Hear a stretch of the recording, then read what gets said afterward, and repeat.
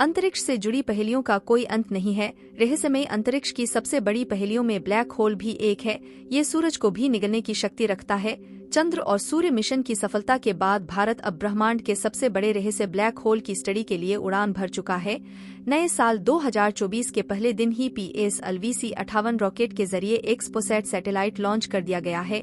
XPoSat satellite अगले 5 साल तक अंतरिक्ष में एक्स-रे स्रोत के रहस्यों और ब्लैक होल की रहस्यमयी दुनिया पर स्टडी करेगा। एक्स-रे पोलरीमेट्री मिशन भारत का पहला और दुनिया का दूसरा मिशन है। एक्सपोसैट सैटेलाइट का मकसद एक्सपोसैट का मतलब है एक्स-रे पोलरीमेट्री सैटेलाइट। इसे PSLV-58 रॉकेट की मदद से 650 किलोमीटर ऊपर पृथ्वी की निचली कक्षा लो अर्थ ऑर्बिट में स्थापित कर दिया गया है। पृथ्वी की निचली कक्षा वह स्थान होता है जहां धरती का अंत होता है और अंतरिक्ष की शुरुआत होती है। यहाँ से हमारी अंतरिक्ष यात्रा की शुरुआत होती है। एक्सपोसैट सैटेलाइट अंतरिक्ष में एक्स-रे के अहम डेटा जुटाएगा और ब्रह्मांड को बेहतर तरीके समझने में मदद करेगा। एक्स-रे वह अद्भुत तरंगें होती हैं जो ब्रह्मांडीय स्रोतों से आती हैं। आमतौर पर ऑप्टिकल टेलीस्कोप से हम देख सकते हैं कि कोई खगोलीय पिंड कैसा दिखता है, मगर ये पता नहीं चलता कि इसका निर्माण कैसा हुआ और इनका व्यवहार कैसा है। इसीलिए साइंटिस्ट यहाँ से आने वाली तरंगों के रूप एक्स-रे से जानकारी इकट्ठा करते हैं। एक्स-रे पर रिसर्च से हमें ब्रह्मांड में हो रही रचनाओं और घटनाओं को समझने में मदद मिलेगी, जैसे कि तारों का विस्फोट होना, ब्लैक होल का बनना आदि। क्या होता है ब्लैक होल? ज्यादातर लोग समझते हैं कि ब्लैक होल अंतरिक्ष में मौजूद कोई बड़ा छेद है, लेकिन ऐसा नहीं है। वैज्ञानिकों का मानना है कि ब्लैक होल अंतरिक्ष में मौजूद ऐसी जगह हैं जहां जाने के बाद कोई भी चीज बाहर नहीं आ पाती, यहाँ तक कि रोशनी भी बाहर नहीं निकल पाती। ये तारे, ग्रह, गैस, प्रकाश कुछ भी निकल सकता है। यहाँ गुरुत्वाकर्षण यानी कि ग्रेविटी इतनी ज्यादा होती है कि ये आसपास की सभी चीजों को अपनी ओर खींच लेता है और उसे अपने भीतर समा लेता है। यहाँ साइंस के सारे नियम फेल हो जाते हैं। ब्लैक होल आकार में पृथ्वी और सूरज से कई गुना बड़े हो सकते हैं। कैसे बनता है ब्लैक होल? ब्लैक होल का निर्माण अलग अलग स्थितियों और तरीकों से हो सकता है, लेकिन सबसे सामान्य तरीका जब ब्रह्मांड के किसी बड़े तारे का अंत समय निकट आता है तो वो धीरे धीरे सिकुड़ने लगता है और फिर इसमें सुपरनोवा विस्फोट हो जाता है। सुपरनोवा विस्फोट के बाद ये इतने ताकतवर हो जाते हैं कि आसपास सभी चीजों को अपनी ओर खींच लेता है। तारों की इसी अवस्था को ब्लैक होल कहते हैं। क्या ब्लैक होल को देखा जा सकता है? ब्लैक होल में समय और स्थान की कोई अहमियत नहीं होती। यहाँ सिर्फ गुरुत्वाकर्षण और अंधकार ही अंधकार होता है।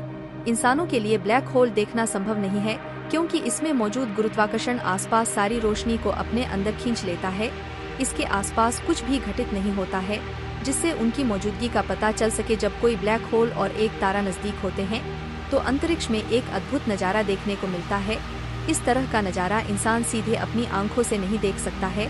हालांकि साइंटिस्ट टेलीस्कोप यानी कि दूरबीन की सहायता से देखा जा सकता है और टेलीस्कोप की सहायता से ब्लैक होल के आसपास के तारों को भी देखा जा सकता है।